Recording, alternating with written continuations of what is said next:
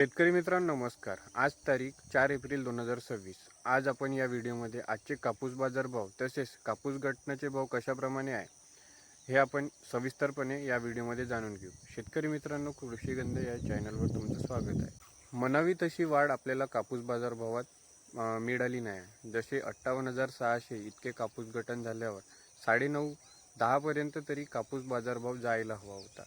तो आता आपल्याला मोठ्या जिनिंगमध्ये 8,600 8,700 या जवळपास 9,000 8,600 या जवळपास आपल्याला कापूस गठणाचा भाव कापूस बाजारभाव बघायला मिळत आहे। तर आधीपेक्षा स्थिती सुधारली आहे शेतकरी मित्रांनो, पण यापेक्षा पण सुधारू शकत होती, हे आपल्याला जाणून घेणे महत्त्वाचे आहे। तर अशा प्रकारे आपण कापूस बाजारभाव जाणून घेतले।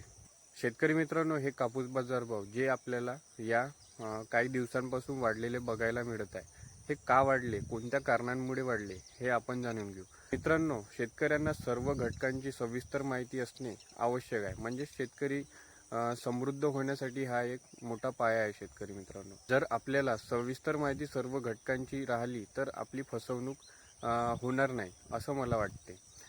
तर शेतकरी मित्रांनो, कापूस बाजारभाव वाढण्यासाठी जे पॉलिस्टर धागा आहे तो महागलेला आहे। इंधनाची टंचाईमुळे, या युद्धकाळात इंधनाची टंचाई आहे, त्यामुळे पॉलिस्टर जो धागा निर्मिती करतो पॉलिस्टर कंपनीज, तो त्याची टंचाई झाली आहे, म्हणून आपल्या कापूस बाजारभावाला मान्यता आली आहे। आणि जे चायना, व्हिएतनाम, बांगलादेश आपल्या सलगचे देश आहे, ते ब्राझील आणि अमेरिकाकडून कापूस खरेदी करत होते। पण आता शेतकरी मित्रांनो, ते रेट वाढल्याने जलवाहतुकीवर परिणाम झाला आहे युद्धामुळे। तर ते रेट वाढल्यामुळे आता भारताकडून हे देश कापूस खरेदी करत आहे। या दोन कारणांमुळे शेतकरी मित्रांनो, कापूस बाजारभाव वाढलेले आहे।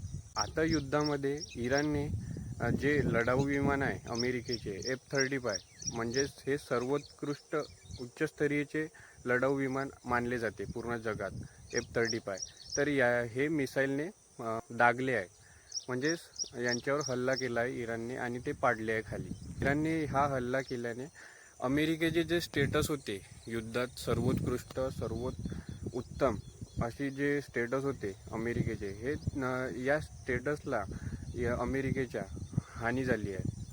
तर अशीच तुम्हाला माहिती या चॅनलवर मिळत राहील। शेतकरी मित्रांनो, या युद्धाच्या काळात कापूस बाजारभाव वाढूनच राहील असे संकेत आहे शेतकरी मित्रांनो। तर अशा शेतीविषयक माहिती आणि कापूस बाजारभावात काय हालचाली चालू आहे याची संपूर्ण माहिती या चॅनलवर तुम्हाला मिळत राहील। म्हणून या चॅनलला सबस्क्राईब करून ठेवा। व्हिडिओ आवडला असेल तर नक्की लाईक करा, इतर शेतकरी मित्रांपर्यंत शेअर करा।